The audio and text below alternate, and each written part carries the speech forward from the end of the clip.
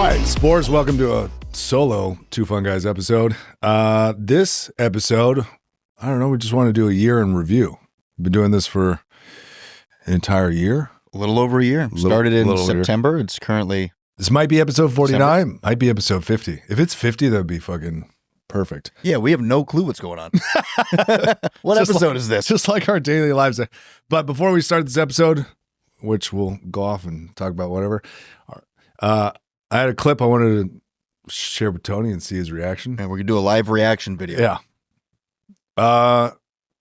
Yeah, I'm not even going to read it. Any context to this, or am I just watching and reacting? Yeah, just watch it and react to it, and then I'll read the clip context afterwards. Okay. And then after I read it, then you can let us know. This is what being friends with you is like. There's zero context to anything that you do. So let's do it. All right. So just flip it up, flip it down, so you can. Yeah. So you can start from the beginning. Okay. Is that the right one? Yep.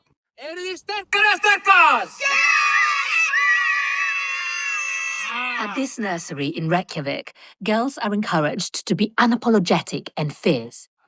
Hard. Meanwhile, the boys are getting in touch with their caring side. The idea personalities without the constraints of conventional gender stereotypes. Spurði hann einhvern tímann, ætlar þú að vera Superman? God, fucking Hún alveg, nei. Norwegians. Ég vil vera superkona. Iceland became the first country in the world to make it illegal to pay men more than women for the same job. Have you ever felt, oh, if I get pregnant, things will be hard for me at work? No, never. I've never felt like pressure of not having kids because of my career. Parental leave here is 12 months. Parents can split it equally, and 90% of all fathers take it. Research shows that after returning to work, they continued to be significantly more involved. But are things as perfect as they seem? About 40% of Icelandic women have been subjected to physical or sexual violence. We have been marketed as this feminist paradise, which we are not. We're at a vigil to remember all the Icelandic women who have been killed by men. It just shows that even in a country that is supposed to be a great place for women, things are far from perfect. All right. I think there's a lot of... They go a lot of directions in that video. Do you want? I'll tell you what I think, and then you can respond. Well, that defeats the purpose of a reaction video, but go ahead. Well, do you have a strong reaction to it? Because I've been thinking about it for a while, so I get it. Okay, give me your response and I'll rebuttal. So watching that, it's like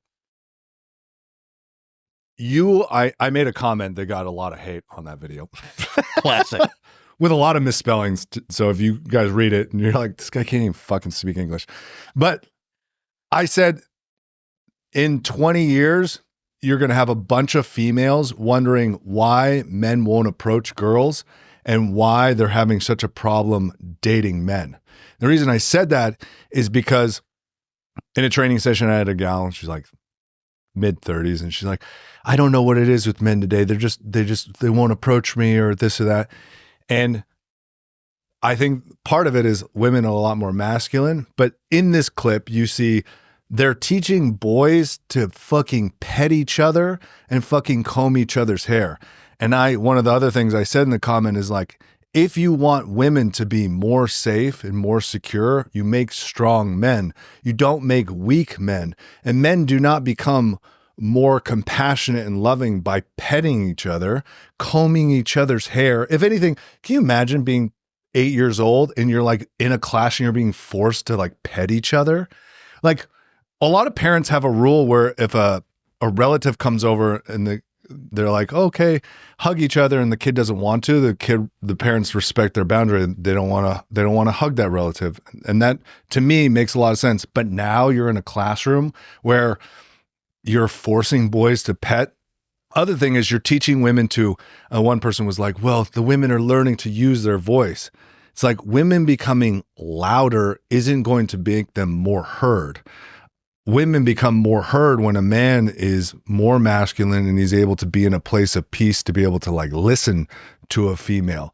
You have a more secure society and a more empathetic society when the men are more strong, confident, and secure in themselves. So I think all men should learn to like cook and clean, but boys should learn to harness their masculinity. And like they should do martial arts and lift weights and become strong to make the women become more secure. Women are going to be more secure by becoming louder and fucking throwing rocks.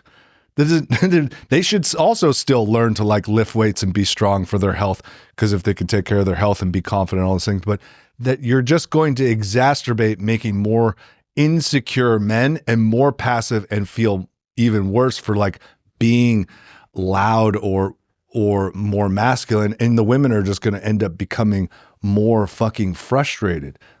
I just, the clip's so ridiculous.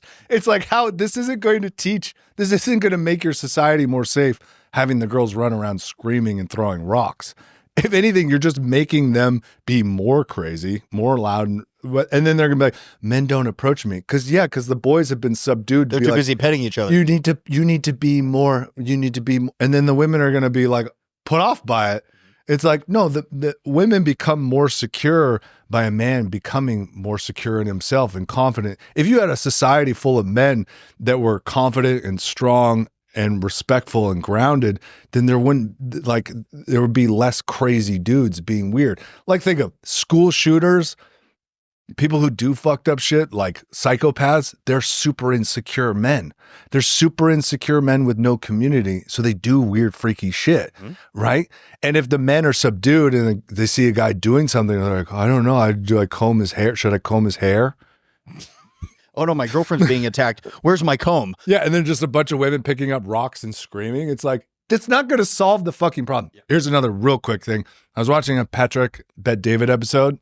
Love his podcast. They were comparing birth rates, and they were comparing how in the US men don't get a lot of paid time off to have kids.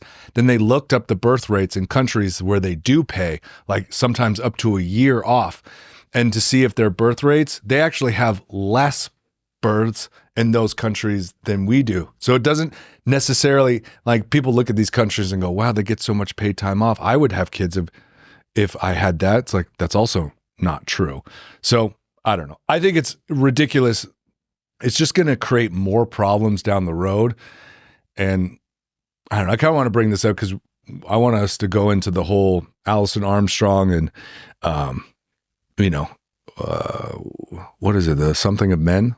Amazing development of men. Amazing development men. And I just hear stories from women all the time. They're just like, guys don't approach me. And so just all of this stem from this clip where I'm like, I just kind of want to talk about it because women are so frustrated with men, and this is going to make them way more frustrated.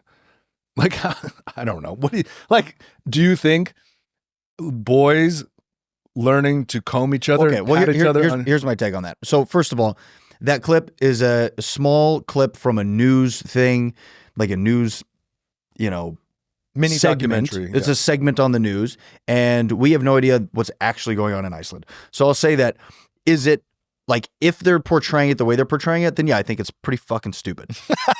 If that's the reality of it, I think that's dumb. Now, is it dumb for men to learn to be sensitive? No. Or for boys to learn to be sensitive? No, I don't think so. But there's a balancing act to it where if it's like, a couple minutes a day, or, there's one little portion, it's like sometimes they do this where it's like, yeah, women, learn to have your voice and throw these rocks. Okay, cool. Or little girls, learn to throw these rocks. Boys, learn to, be compassionate with each other. Fine. But if that becomes like a deeply ingrained part of the curriculum, then yeah, I think what you said becomes true. But if it's like a little bit here and there, I don't see an issue with it, as long as it's balanced with the boys learning to become strong men also. It's all about balance, in my opinion. So should young boys comb each other's hair? I mean, as long as it's balanced, I don't think that should be the majority of what they're teaching. But again, with the consent thing, like, do the boys need to talk to each other first and be like, is it okay? Fine. I think what it is it's the way men, this is my problem, the way men learn to be compassionate and empathetic, that's the wrong strategy, because men aren't women. Exactly. You can't raise men and women the same. A man will not become more compassionate and empathetic by those practices. Do you know what I mean? And a woman won't necessarily become more empowered by just screaming. So I think you're spot on with what you're saying there. Boys need to learn, like we have different hormones in our bodies, right? So we can't obviously be taught the same. And, maybe the radical left will tell you we're all exactly the same no matter what. That's not true. We have different hormones. We have different chemicals. We operate in completely different like planes. And so for a young boy, you have to learn to harness your power because boys are destructive by nature. Like we have this rah inside of us. And if you suppress that, and you don't let that come out in a healthy way and teach them how to use it, exactly what you talked about, they're going to be fucking school shooters. So there has to be this safe place for boys to express this aggression that they're going to have. They're filled with testosterone. Testosterone equals aggression. Like you can't avoid that. We know after taking testosterone, like you become aggressive to a degree. So you can't raise them the same way, and boys need to learn to have this sort of mentorship from older men who teach them how to go about this, like handling of their aggression, handling of their emotions. And women have a different ball game. Like they have to learn in different ways. So I don't think it's bad that women are learning to throw rocks and scream. Great. I love it. Find your voice. I'm all on board with that. But should it be this hard switch where you're trying to make women be men and make men be women? I think that becomes an issue. Yeah, I agree. Also, one thing, when I was in high school, I started taking martial arts. Nothing made me more focused, more relaxed, more at peace at myself and more present, which I think at the core, a really like healthy masculine, I hate that word, but is someone who can be extremely present. Why do you hate the word healthy masculine? Because it's inferring that there's a not healthy masculine. Is that not true? I don't know if it's not healthy. I think it's not, I guess masculine inherently can't necessarily be, okay, the masculine that females are attracted to. Say more. So when women are saying like, I just really want a masculine man, well, there's different types of masculinity that can express itself in many different ways, right? A guy could, be overly aggressive, but it's like the aggressiveness with deep like peace and control. It's that controlled where it's the ability to be aggressive and the choice whether you use it. But I don't like saying one's like negative or positive. Do you know what I mean? It's it's a slippery slope. For sure, but you get it. Like, I mean, you remember what's it called? The consent wheel, right? Where it's like you have these traits inside of that. And as long as you're inside of that, you're within the integrity. And then when you move out of it, now you're no longer in integrity. And that's where the unhealthy side of things live. So yeah, I think there's quote unquote healthy masculine, quote unquote unhealthy masculine. And sometimes it's the same traits, but it's to what degree do you take them? And same thing with feminine. It's funny, like back in 2000, maybe 14, something like that, I was dating this girl and she was so hell-bent on the fact that the feminine, because this is when toxic masculinity started coming out. The term was like really taking hold on society. Yeah. And I was talking to her about it and she was like, yeah, masculinity inherently is toxic. And I'm like, okay. And she goes, and the feminine is not toxic at all. she was like, the feminine can't be toxic, for like saying black people can't be racist, right? Yeah. I'm going to catch some hate for that one. But like, it's this crazy dynamic where you think that one side is unhealthy, the other is healthy. That's insane. Everything is balance. So I think, there's ways to be masculine. Because like masculinity is protection, right? That's a healthy version of masculinity. Going to war and killing people violently well, let's just say, also masculine. Well, let's just say protection, right? It's like I protect my partner. That's a very healthy masculine thing.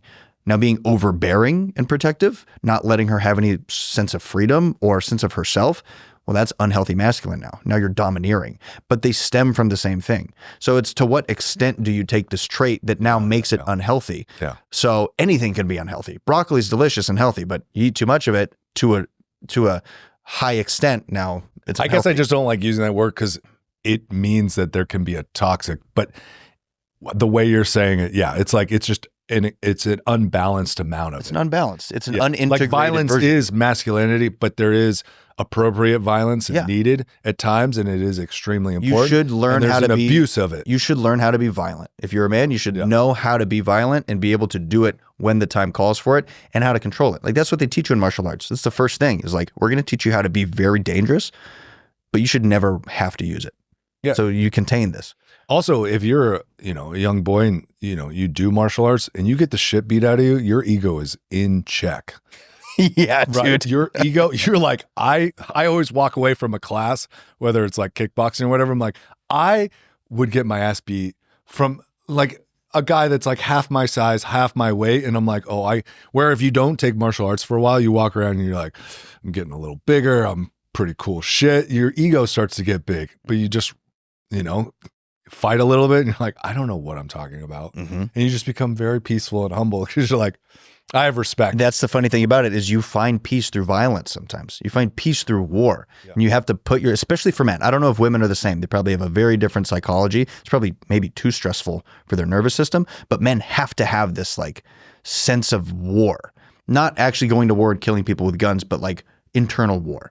Or a war, or like a war one-on-one with someone. Like you have to have that feeling, and that creates the feeling of peace for anybody with a male brain. And to your point, like the school shooters, they don't have that war because they don't know how to fight, and they've been so suppressed in their aggression, and they've been told you can't be aggressive, you can't do XYZ, that it just piles up over years and years and years, and then they go take a gun to a fucking elementary school. And you're so disconnected from people that little jabs and being made fun of starts to dig so deep into you. You start to build up this like crazy release that you can't get out of you. Yeah. And I fester on it. Yeah. And I think there's something deeper, which this will be interesting to ask Allison Armstrong if she comes on, is there's something like I had a client, they have a little girl and then they have a little boy who's like turning 2, and they're like, people that say there's not a difference don't know what they're talking about. And obviously testosterone's not kicking off in a 2-year-old, but he's like, he is fucking so physically active and just manhandles things. I think testosterone is kicking off in 2-year-olds. You have pretty high testosterone. No, your balls, you have no ball. Your balls aren't even, your balls are the size of peas. So are yours. No, no, but they don't kick off. That's why like puberty hits. I don't think there's any testosterone. We're going to sound like idiots debating this. We obviously have no idea what we're talking about. Like, guys, we're not doctors. But you also make testosterone in other parts of your body, not just your balls. I don't think you do. Yeah, you do. Your adrenal glands produce testosterone. Okay, we're going to ask ChatGPT. ChatGPT it right now, dude. How else would girls get testosterone? They don't have balls. That's a fair point. Exactly. Your adrenal glands produce testosterone. I'm 99% sure. And I'm pretty sure young boys, like 2-year-olds, 3-year-olds, they still have pretty high testosterone. It probably peaks, like testosterone and growth hormone peaks when you're in puberty, but I still think you have a good amount. Okay, it says testosterone production typically begins during puberty, which generally starts between the ages of 9 and 14. Process is triggered by signals from the brain's hypothalamus, pituitary, blah, blah, blah, blah, blah. Okay, so let's see. Are boys, okay, ask the question. I'm doing do infant boys get testosterone? Or what are the levels of 10-year-old or like prepubescent? Baby boys experience a surge of testosterone in the first few months of life called mini-puberty. Male fetuses experience elevated levels of androgens, including testosterone, between 8 and 24 weeks of gestation. Oh, shit. You have to have, like, young boys have to have testosterone. I mean, it makes sense that they're acting different, right? Yeah. Okay. That's interesting. And in the first few months after birth, male infants experience a surge in testosterone, peaking around 1 to 3 months of age. Testosterone levels then decline to baseline by about 6 months. Okay, so you have a huge spike when you're born, basically, kind of goes down for a little while, and then surges up again when you hit puberty. So it initially sets the brain chemistry in a certain way. Yeah. So maybe 2-year-olds don't have huge test levels, but like something's different. But like an 8-month-old probably does. That's crazy. Where do we get 8-month-old blood? Give me that 8-month-year-old. Give me that adrenochrome. Yeah. Super fresh. Anyways, whatever. Riff. Leave in the comments what you guys think. Are we crazy? Is the world crazy? What's going on? Yeah, I just think it's going to lead to a bunch of really frustrated women. I agree with that. And there is a dynamic between men and women, you know, and I love, you know, sure, break some gender norms. You know, we don't have to be super old school all the time, but there's a reason that things were the way they were for so long, because biologically we're built that way. And if you fuck with it too much, you're gonna break some things. I think what it is, like, I think all men and women should learn to cook, to learn to clean. There shouldn't be just one person necessarily in the kitchen. Right. But I think developing a man and developing a woman, there's certain practices and things you do in community that will help elevate men and elevate women. So the natural struggles that people are occurring, because I think that's, men are struggling right now with like guidance. Yeah. Also embracing their masculinity, which would help them be more disciplined and focused and secure, which will help with achieving goals, business, feeling secure enough to raise a family, things like that. And I think maybe women have gotten a lot of attention, so they are potentially, I'm trying to figure this out in my mind, and I want to talk to Allison about this. It's like maybe women have gotten so much support, which is good, but maybe that's why they're frustrated with men, because maybe men are just lost and they're also left behind a little bit. And women are kind of like, well, figure it out, you're a man. But at the same time, you could go on a TikTok and watch 100 interviews of women like, should you be approached in the gym or should you be approached on the street? You'll get one woman who's like, absolutely not, thank God you're not approaching me, don't do it. Another woman are like, I don't understand why no one approaches me. You have to think from a male's perspective. It's like you have a wide array of things that could happen to you from you approaching somebody. Sure. So that alone is extremely confusing. Yeah. That's why you just got to do what you need to do. And then, but that's why I think if you had see what practices that made you feel more masculine and secure, or secure in yourself as an individual, then you would have the confidence to do whatever you want to do. I think that's a key point, the security. Like what they're trying to do in Iceland, and, you know, get men in touch with their feminine and women in touch with their masculine. I'm on board with that. I think you should be integrated. Like, I don't think the way they're doing it is the right way, but I see what they're getting at. And I like the end point they're trying to get to. I think the methodology is probably incorrect, but integration of your masculine and feminine is super important. You have to, it's like this inner union between yourself, right? And it's the yin and the yang. Cultures have known this forever. But what was the word you just used? I don't know, security? Security, yeah. If you can make men more secure, then you're going to have a lot less of the violence and issues, because that stems from insecurity. And the way that you get men secure is from encouraging their manliness, not from suppressing it and trying to turn them into women. Like, and it's proven with therapy. I think therapy is good. People should go to therapy, work out your problems. But modern therapy, the way it's designed now, is for women. Talk therapy is for women. That type of therapy can, but doesn't always work for men. And talk to any guy that goes to therapy or has gone to therapy, they hop from therapist to therapist. It's like, it kind of works, kind of does. They never really stick around. Some people do. But for men, it's all about, like, you want real therapy as a man, have a goal and accomplish it. That's your fucking therapy. And I'm not saying don't talk about your problems, but like, do it in a way where you're working towards something and you have a mission to accomplish it. Talk therapy is just, I say my problems and then nobody gives me any actual solutions. That's talk therapy. And that works for women, because sometimes just talking about it helps them. That doesn't help guys. That happened to me. I was like struggling, and then I went to one therapist, and it was all about in the moment trying to become very mindful of what I was feeling. And it was a lot of work, but I would always leave being like, this isn't solving anything. And the reason I'm probably having struggles is I need some wins, but I'm confused because there's so many things going on and you're so overwhelmed. Yeah, it's good to work through these emotions, but it's not giving me a strategy out. Yeah. It's not actually moving me forward. Yeah. And so I would go for a while and then I would stop, because I was like, something internally was like, I don't think this is doing anything. And that's the thing. Men are solution focused. When we're listening to something, we're listening for the point or the problem. Like, we need, what's the problem I can solve, or what's the point of this whole conversation? And talk therapy doesn't give you either of those things. It just lets you talk. And it could be good to think and reflect on things. Totally. It's very reflective. Which is good if it helps you develop a strategy or tools moving forward. Yeah. If we're just constantly going into our feelings, it makes things more challenging. Totally. And it's the first step. Talk therapy is the first step for men, but we need a second step, which is go accomplish something. And that's what makes us feel better. That's where we get our purpose from. And I noticed this too with, I've tried tons of different therapists, and there's one that I really like. Shout out Peter. And even with that, like I would feel good when I left the session. Like, cool, I talked about my shit, got it off my chest. But then I would notice that I would get more down, like more depressed and more in my shit and in my muck for like 2 to 3 days afterwards. And I noticed this trend. I was like, why do I feel shittier after therapy? And I realized there was nowhere to put it. I talked about it and I pulled it all out, but then there was no follow through. There was no coaching on like, okay, here's what to do now with that. Here's how you work towards it. Here's how you fix it. So it's like therapy is good, but then you need a coaching element on top of it for men. Women, maybe you can get away with talk therapy because you just need to release. You need to like idea vomit all this stuff out.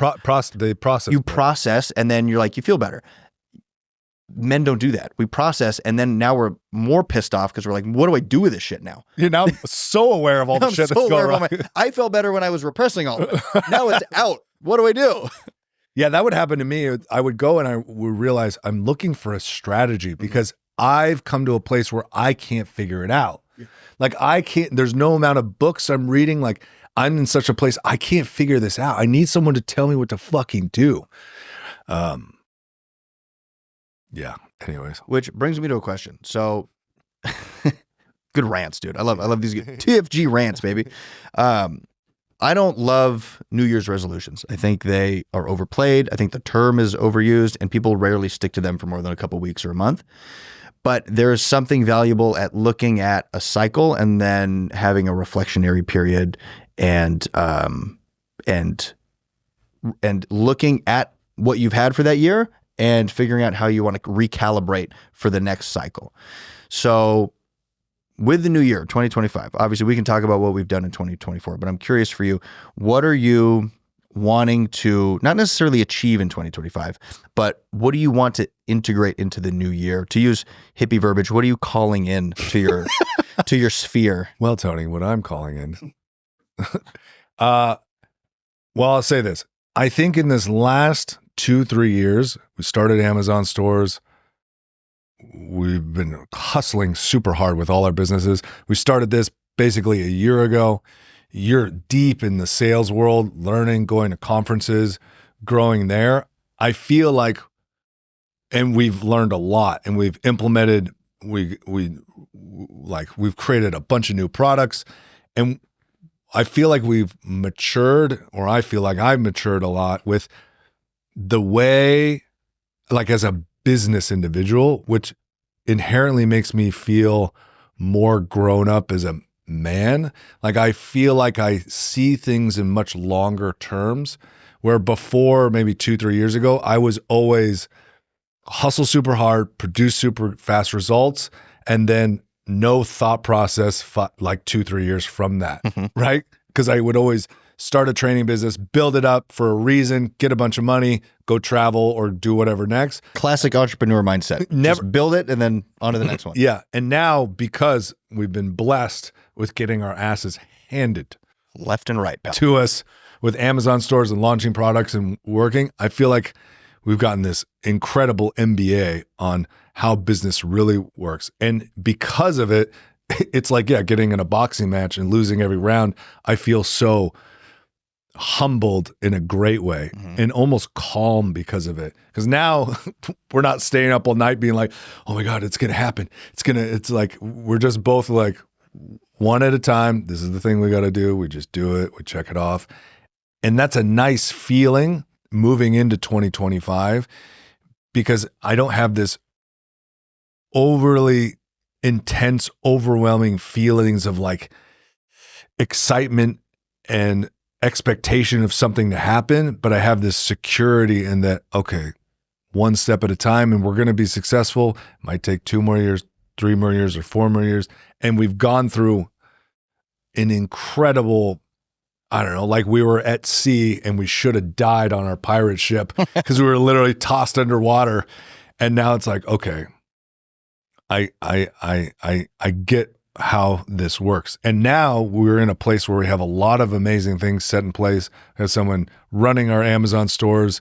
We have processes set in place. We have an amazing gal who helps build our branding. Hopefully we can do other projects with her. And we actually have a laid out strategic paths and systems for all the things that we're building and growing. You know, we've done this for over a year. That's a huge accomplishment. You're getting better as a sales guy. I've gone through several stages of burnout and training, but like I can feel myself maturing in that. So going into 2025, I think now seeing business and all these different things longer term, it's like I'm just excited to continue to move the needle a little bit on all those things. It's like I feel like I finally got my health and fitness in a good, consistent basis. I feel like we got good consistency with the podcast thing. I feel like we have a very clear, structured vision with our other side businesses. And I'm excited to just continue to work on those things, but enjoy life a little more by taking more time to just like rest and chill. Yeah. Like for 2025, I want to take time where it's like, take a week and we just go in the woods, right? Or we take trips where it's like, it's a workshop, maybe like go learn to hunt or whatever. And just now we have this security and a plan and a vision, and it's kind of stable to some degree. I mean, it's always going to be chaos, but I don't feel chaotic as much.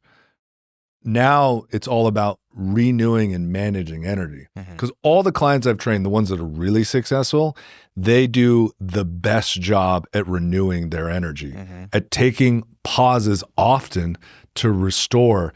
And I don't know about you, but I'm burnt out. But I also feel at peace in that burnout a little bit. Like I don't feel stressed in that burnout. It's like I know what I need to do, and I'm still excited for all the things that we are doing. It's just I miss that creative intensity that flows through us because there's so many more things I want us to do and create. I'm craving a lot of, I don't know, reflection and fun and restoration and just being in nature more, I think. I love it. What about you? It's very similar. There's maybe some other elements to it, but the restoration is a huge one. As you said, we've like the last couple of years have been just an absolute clusterfuck where we had no idea what we're doing. It was just grind. It was just, here's an idea, here's the vision, throw every unit of energy you have at that thing until you figure it out and just run through the brick walls. Yeah. How many credit cards can the bank give us? Bro, I was on a call with a client the other day. And he was freaking out because he's like, man, I'm building this business. I've maxed out 2 credit cards to build this. And he was like freaking out. And I kind of had to talk him off the ledge because he was close. He's like, he's running his ads. And he's like, I can't put any more money into the ads. And I'm like, dude, you just need, like, you're so close. You're going to crack the code here. And he's freaking out. And I was like, I have to talk this dude off the edge.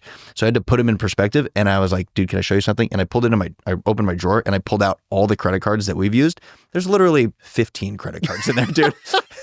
And I fanned them out like a deck of cards. And I was like, brother, this is how I started my last business. And I was in the fucking shit. So I feel you. I just need you to relax for a second. Yeah. And then it was a wake up moment for me too. Cause I was like, holy fuck, that's crazy. Yeah. Maxing out that many credit cards. See, that's good therapy. That's what I want my therapist to do. Yeah. Oh, you think your shit's fucked up? Yeah. Shut the fuck up, dude. Yeah. You need a therapist to give you the real talk. Oh, yeah. Yeah. So can't remember the point of that, but basically just you've been through it. And you've gotten through it. And we've gone through it. And we're now getting to the other side of it's going to be okay. Yeah, like a huge highlight, we've paid off probably close to $100,000 worth of debt in the last year. That's fucking insane. And if you asked me a year ago, like, how long do you think it would take to do that? I don't know. I have no idea. There was no thought to how we would do it. No. We were like, these Amazon stores will take off any moment now. We'll be rich. But yeah, obviously that wasn't the case. It's a slow game for sure with business. And so anyways, yeah, it was a grind. We pushed through, and especially this last year with, working at closers and all that stuff, it's been like a nonstop, kind of burnout. Like you're teetering on burnout for sure. So this year it's like, okay, I got that first year under my belt with them. We have systems in place, like you said, with our businesses. We have David helping us with Amazon. Shout out David. We have Mimi helping us with branding and Starcatcher, aka Tumblr Toad. Thank you, Mimi. You're managing all that stuff and juggling all those things. We got Diana helping with the podcast. Like, we're building this Avengers team around us to support us, which was the missing ingredient, I think, all along, to fill the holes of things that we're not necessarily good at. So I'm really excited for 2025, where we can work in conjunction with people that are smarter than us in particular areas, because we're pretty good at stuff, but we're also pretty fucking bad at stuff. So Yeah, but we had to fuck it up to even find we it. had to fuck it up. Yeah. Exactly. And everybody kind of came in at the right time. And, it's the divine timing, right? We were supposed to fuck it up. We were supposed to. There were so many times we almost gave up. 100%. We were like, we should just shut it down. Yeah. We should we're just so shut it close down. to shutting it down 1,000 It was a times. daily thought. Hourly. Yeah. So restoration is a big one. Restoration and fun.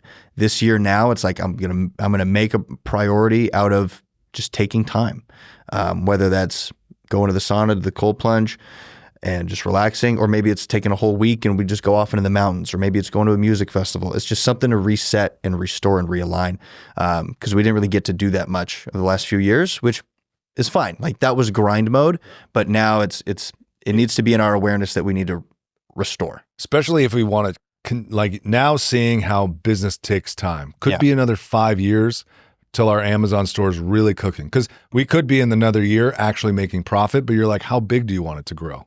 Yeah. And the longer you can You got to resist, reinvest. the longer you can resist, the bigger you can grow.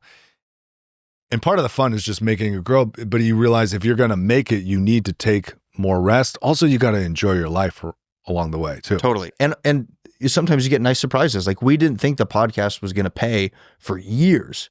And now there's like a couple opportunities where we're getting paid to do the podcast, which we didn't ever anticipate would happen this quickly. We're only on episode 50. So that's really cool. That's it's inspiring to know that like we're building something faster than normal. So like Amazon store was slower than normal. This is a little faster than normal. Not that we're going to retire off these couple like podcast sponsorships, but it's a first step to something that could be really big. And, our goal for the Spores, the goal is not to sell out and do sponsorships and shit.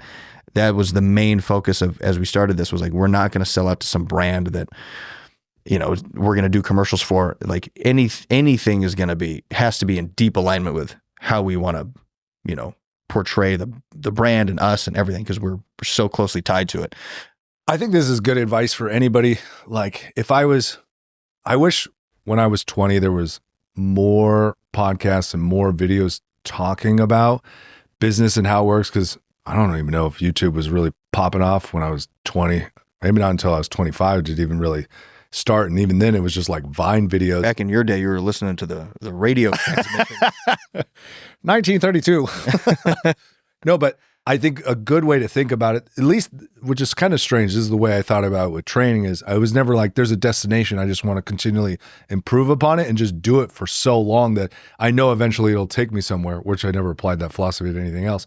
But I think try a bunch of stuff, because all the business stuff we've done, whether something failed or not, we can see that everything we've learned from Amazon, that's why we're probably going to make something out of our podcast episode, like get paid for it so early on, is because we understood all this business stuff from doing Amazon or from you doing sales. It's like getting involved in any kind of entrepreneurship, learning to sell a product and stock inventory, or, raise money or do sales, marketing, all those main components, they will help you with everything. Mm-hmm. And so even if you try a bunch of stuff and it fails, you actually are building towards the thing that eventually will become successful. Even if the Amazon store eventually fails, how we know how, creating a product from scratch, creating a brand identity, getting it set up, understanding. Learning about patents and customs agents and trademarks and all this legal stuff I've never anticipated we would learn.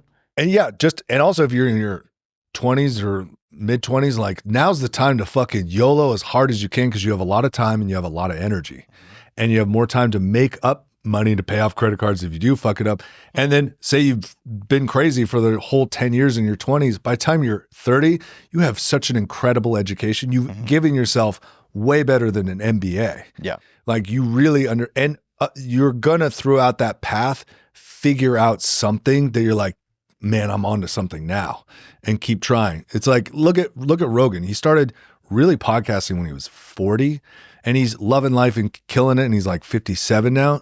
It's like, dude, start that podcast, try to sell that product online, do anything. And you start that now, you're like what? If Rogan started when he was 20, he's like 35. That's crazy. Can you imagine if Rogan was 35 right now and he had like the #1 podcast in the world? It's like, time is your friend. That is the saying compound, right? Compounding. It's like if you can invest earlier, you can invest way less and turn out even better. Totally. If you just do it sooner. It's like you got now 20s is the time to just go for it. Yeah. I mean, any time's the time to go for it, but if you could start now, it's But if you're in your 20s, I would say you do one of two things, ideally both if you can, but one, either travel the world, just Hell go yeah. fucking get out of your hometown, Hell go yeah. fucking travel, and travel the country too, but like the world is different. Different cultures, different countries, different types of people. become self-reliant. Become self-reliant. Learn how to get lost in the middle of a fucking foreign city and find your way back home. Learn how to run out of gas in a European village. Yeah. Like you got to figure out your way back. Yeah. Like, yeah, go get into problems that you don't know how to solve and then go solve them. So do that or start a business. Ideally, if you can do both, if you can start an online business while you travel the world, maybe that's too stressful to do at one time, but you have to have those experiences, I would say. Those are really going to mold you. Yeah, I think growth is, maybe that's also true. It's like, maybe don't, like if the idea of starting a business or doing all that completely makes your skin crawl, go on adventures. Like, Yeah, not grow as a everybody's human. not everyone's an entrepreneur. And so that's maybe you how don't I have was to in do my that. 20s. My goal was just, how do I go on more adventures? That's all I thought about. It's like, go Very on, knight-like behavior. yeah, which I want to talk about is, where do you think we are in the development of being a man?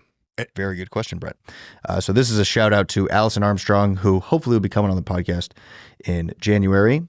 She's booked, but it's not over until the fat lady sings. Anything can happen by then, but fingers crossed. We're very excited to talk to her. I've been fangirling ever since we started emailing each other. But if anybody doesn't know who she is, look her up. Go listen to her books on Audible. She's been studying men psychology since the 90s, since 1991. And then from that, obviously started studying female psychology also. And when I tell you that when I read the first book or listened to the first book, I've never felt more seen in my life as a man. I mean that 100%. And Brent, maybe similar experience. But she documents the stages that men go through. And men go through very distinct stages. Women, not so much. Women are kind of an amalgamation of everything at one time. And you have different components, but you're sort of all of them at once. So they're less compartmentalized than men. Because I haven't read any of her books on the women. Yeah, that stuff is fascinating. Yeah. It's put so much perspective on conversations I've had with women and the way I've interacted with women, not just romantically, but like family and friends and all that as well. And it's crazy. It's crazy to retroactively think back to conversations that you've had and be like, oh, it fucking makes sense now. Do you have an example? Are you okay sharing? Yeah, totally. I mean, there's 1,000 of them. So Allison talks about something called the Meadow Report.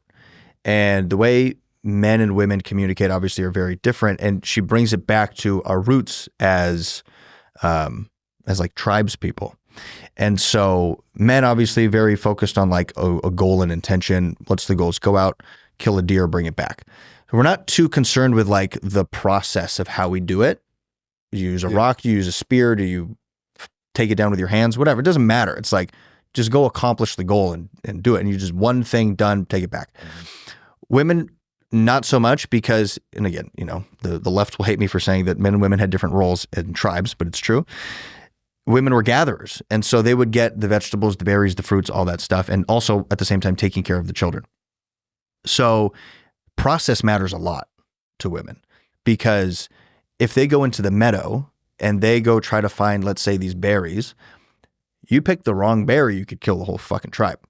So that's why they give a lot of details. Because as they're communicating with each other, okay, you go into the meadow, you have to find the berry that's this shade of red, not that shade of red, which is also why they can see colors better than us. It's like you need this dark maroon, not this light rouge or whatever.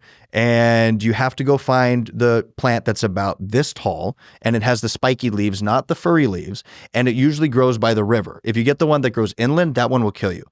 So all these details really matter because you have to pick the right berries. And at the same time, you're also probably taking care of children. So that's why they have this, like, it's called diffused awareness, where they're not focused on one thing. They're very good at multiple things, but they're never truly focused on one thing. Because like you got to make sure the kid's safe and look and listen for, critters that are maybe out there. Pot's boiling and I got to know it's going to be done at this time while I'm doing this thing. Totally. Exactly. So when women communicate with you and they talk to you and say you get home at the end of the day, and you say, how was your day? She's going to launch into what's called the meadow report, where she's going to tell you everything she saw about the meadow because all those details are important. And to men, we're like, none of that stuff matters. None of it matters at all. Because like I said before, men are listening for the point or the problem. So if you're just telling me like, oh, I was walking down the street and I saw this dress in the window. It was really pretty. It was like this yellow color and it was very similar to the dress that Kate was wearing at that bachelorette party. And, you know, I saw Kate that day and I wanted to ask her like about her husband because I know that he had like a knee injury. And then it's just like tangents on all these things because those details matter to her. And so men, we get frustrated because we're like, what's the point? Or what's the problem that I can solve? What are we actually talking about? What are we talking about? Yeah. And so as a man, like sometimes you just got to learn to listen to the meadow report because that's important. And so what I've done with my partner is like, I'll ask like, tell me the meadow report. And then she's like, okay, great. And then she'll just launch into the thing. And I know that I have time for the meadow report. And she'll also ask me too. It's like, can I share my day with you? And I'm like, not yet. I'm doing this thing. I want to hear, can you give me 10 minutes? Because then she'll get upset when you don't, like, you want to give it, but you really actually don't have the energy to do that right now. Totally. And if I don't have the energy, it's like, I'm not going to give you. And you don't care about me because you don't listen. But you're like, no, I do. I just don't have it right now. Yeah, exactly.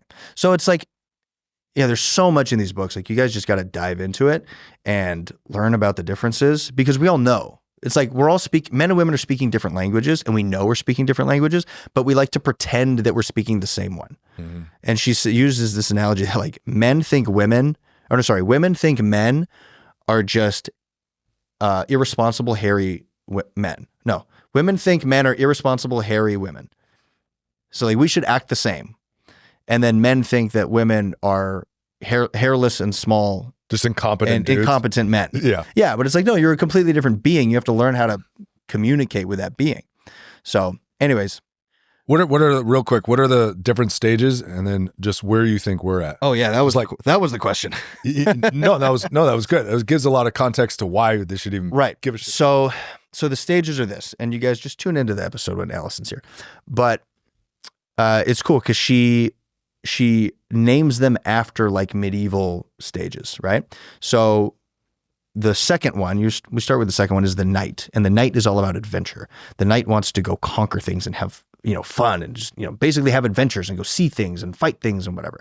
And that age is usually around like, 16 to maybe like early adulthood, like 20s, right? And so that's a knight. Before the knight is the page, and the page is like the knight wannabe. So it's like young boys that like look up to the knight and they want to go on adventures, but they're obviously stuck at home because they can't just go out and do stuff, but they dream about adventures. So that's the page and the knight, and the next is the prince. And the prince is when you start to come out of that adventure realm and you're like, okay, I've been adventuring, but now I become very aware that I need to build something. And every man has that where like, I've been partying, I've been having a good time. Now I need to fucking build some shit. So they'll start a business. They'll start focusing more on their career. They'll get more focused on their art, like whatever it is. It's like, now I have the purpose. I need to start working towards that. And there's different phases. Or even body, I imagine. Or body, yeah. Yeah, I need to start working on my body. And there's different phases within Prince. There's early, middle, and late Prince. But after that, you have a king. And the funny thing about princes is that they're painfully aware that they're not kings. And so that's part of being the prince is like, fuck, I need to be a king. And that's what they're working towards. And it's cool in the book, she talks about, like the book, The Amazing Development of Men, is actually for women. It's like, here's how men are in their lives in the different stages. Here's how to communicate with each of the stages because they're basically completely different. And you can't treat a king like a prince. And you can't communicate with a prince like a knight. So in the princehood, you're aware you're not a king. You really want to be a king. And so they start working fucking hard and they just are focused on their mission. And if you try to distract a prince, it's not going to be good news. And so you'll usually know when you're with a prince, like if you're dating a prince and if you're like trying to get into like a marriage or a deep relationship and he's like, I'm not ready for that. Like, I don't have time for that. You're probably with a prince at that point because he's just focused. Then you go into kinghood, and that's when you've pretty much built all your stuff. You have your castle, you're a little bit more established in life, and you start to become a little more chill. You're not like grind mode. You become a little bit more sensitive and like reminiscent almost. More in touch with your emotions. Like you notice like older guys, like as they get into their older ages, like even if they're really tough, they start to be more, A little softened. they become softer. A little more reflective. Reflective. They really want to be with their grandkids. Like they're very, they become a little gooier. I mean, you see this even with Rogan. Is Rogan in the last couple of years, I would say he's a little more softer, and like you could see in his reflections on life, thinking deeper about life, deeper about like people in the world and cultures, and like, yeah, a little bit more just wiser. Totally. Yeah. And then the last phase is the elder, and not everybody becomes an elder. So that's sort of reserved for a select few, where you are sort of like you're the elder of the family. People look up to you. You create more kings, right? So you're sort of this head of the household that imparts knowledge to the rest of the family. So some people become elders, some don't.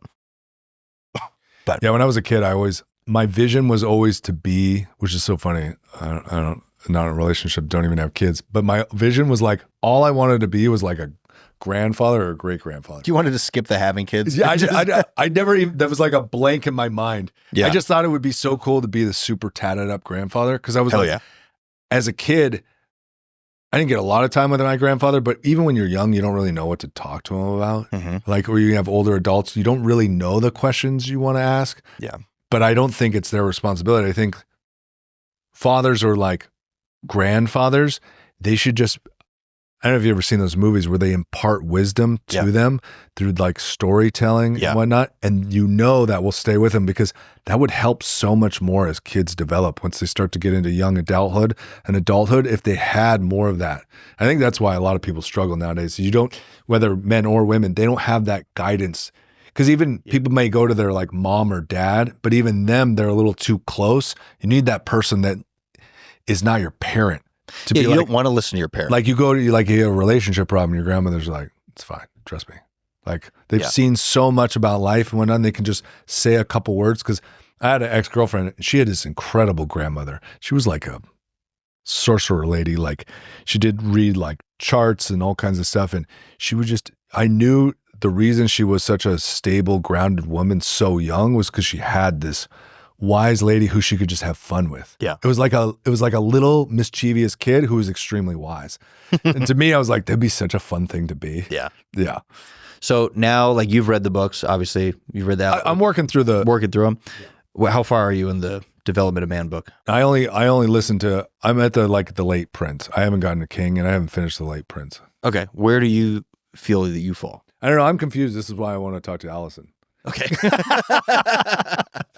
I'm confused because I think I've taken kind of like I want her to analyze me a little bit. Yeah. Because I'm like confused with the way I think and feel. I feel I could be, maybe it's all determined on based on like accomplishing things. Sure. I'm potentially going into the place where in my mind it would be nice to have a partner and start to build something. But even when I think in my mind, like, could you have a kid? Or is that something you want to even do, or like be with somebody for long term? So I don't know if it's my personality that I'm not meant to be that way, or it's I'm not far enough along with the things we built for the psychological shift to happen. Do you know what I mean? I could just be one of those outsiders who just, that's just not for me. And my personality type and maybe the things I've gone through, it just may not be good for my mental health to ever actually pursue that. I don't know.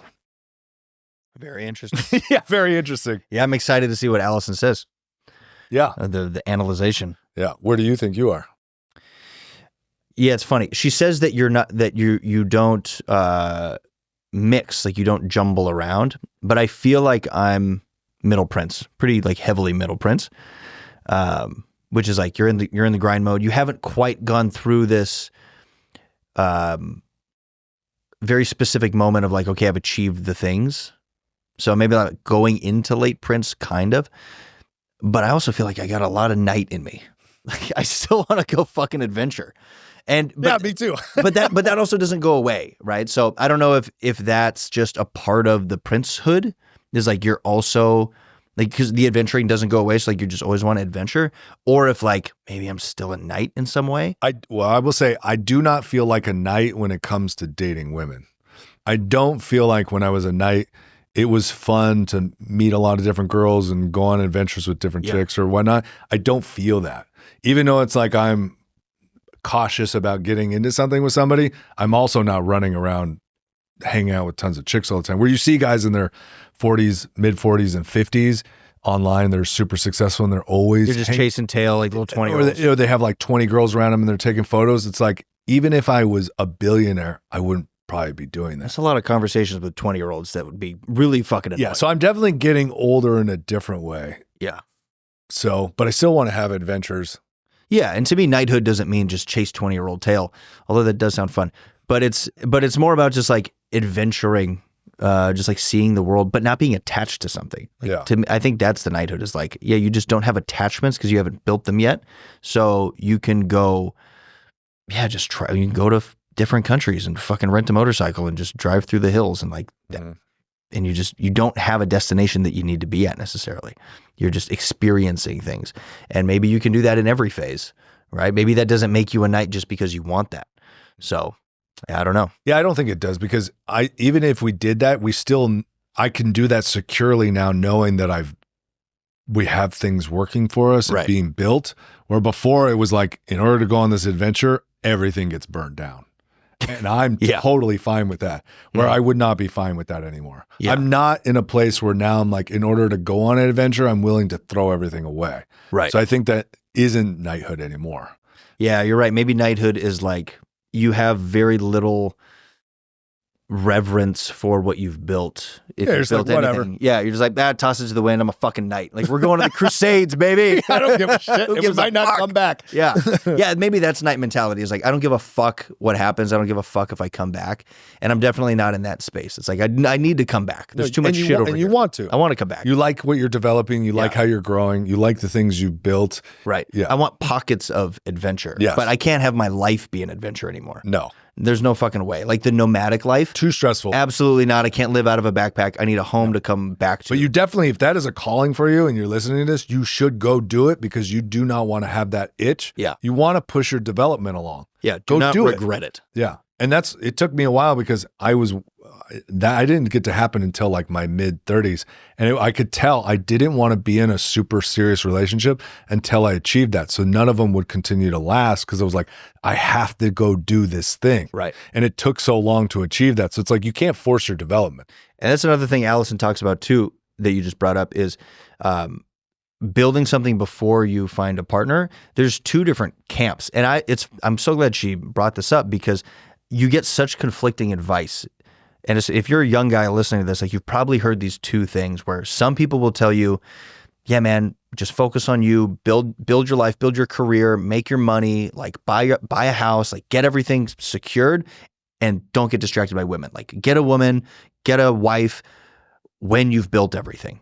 That's about 50% of men think that way. There's another 50% of men that are in the opposite camp where they say, no, a woman will help you build everything. Like get the right woman and she'll 10x your life. So get the right woman and then she'll help you with your career, with your business, whatever it is. Just make sure you get the right one. But like you find that queen first. And I've gotten that conflicting advice from so many people. I'm like, what the fuck is the right answer? Yeah. I don't know the right answer. And it basically comes down to your own psychology. Like, what do you prefer? There's a preference thing and some men want one and some want the other. And it's about 50-50. So you just have to shut out the noise and figure out what feels authentic to you. Or maybe you're just open to what happens. Yeah. That's fine too. But like, yeah, you can't just listen to what other people tell you blindly, even if you look up to them, because they just might have a different constitution around partnership and relationship than you. A perfect example is Donald Trump built, I think it was Mar-a-Lago, with one of his ex-wives, and she was a big reason it was very successful. And then also Dave Poirier, the guy from Barstools, he was on a clip recently and he was talking about how him and his ex-wife still share a joint account and that they are best friends to this day. Yeah. And that she's like, she was with me from the beginning through like the hardest to like, basically it's starting to like pop off a lot. Mm-hmm. And to this day, she's the person I go to advice. And so there's a lot of guys who wouldn't have built what they built if it wasn't for some of these amazing women in their lives. But you also have to know, like, women, like for me, can be a distraction, Totally. and they can send me on crazy side adventures. And so Side quest. I think, go slow, feel it out. Yeah. And I think through a woman's actions, it will tell you if she's going to support You'll you. know if she's a person that will help you or hold you back. And I don't know, maybe there's a gray area. I'm sure there is, but I found it to be pretty clear. Like when you know someone's either going to be a distraction and not be as supportive as you might hope, or someone who's like truly there for your growth. Yeah, she should be your biggest fan. She shouldn't make you feel guilty about things. Yeah. And sometimes it takes a while of dating someone to see if they flip on you. That's true. I think that's the big thing is time. Everybody wears their mask at the beginning. Yeah. Everybody has, everybody puts their best foot forward. You need a good while just to truly know an authentic, know their authentic self. This is also true for women. I've talked to a couple, our social media gal. She was telling me she broke up with this guy recently, and he was like a cliff diver, and he's traveling all around the world. But he came to her, typical guy in his mid-20s. He's like, Classic night. He's like, I'm so in love with you, and I think I want to settle down, and all these things. Telling these, and I feel so bad for young females because I did it too. You get rizzed up in your own emotions as a guy, and you're like, I could see having a kid with you. You start saying all this insane shit because your hormones, and you feel like so good, and then all of a sudden disappears. He's like, I can't do this. I got to go. Which I've definitely done. I'm like, this is way too much. I got to get out of this. Yeah. It's like, let a man's actions over time slowly tell you what his real intentions are. Mm-hmm. Don't listen to his words, especially if he's in his mid-20s. Don't listen to a goddamn thing a guy in his mid-20s. Just watch him and go slowly with a 20-year-old dude. That's a fair point. Anyways, I don't know where I was going with that. It's good advice. Anything else you want to cover? Your year in review. No, guys, we're going to Vietnam. We're going to try to do our first attempt at vlogging out there. We try to do some podcasts in a different country, which is one of our big goals. I got some equipment. We're going to experiment with that. Hopefully do different kinds of segments where we go do fun things with our different guests and turn them into episodes on YouTube. And yeah, we're just excited to see where this continues to go. And yeah, that's all I got. That's all I got. Spores, thank you for tuning in once again. We will see you soon. Over and out. Over and out.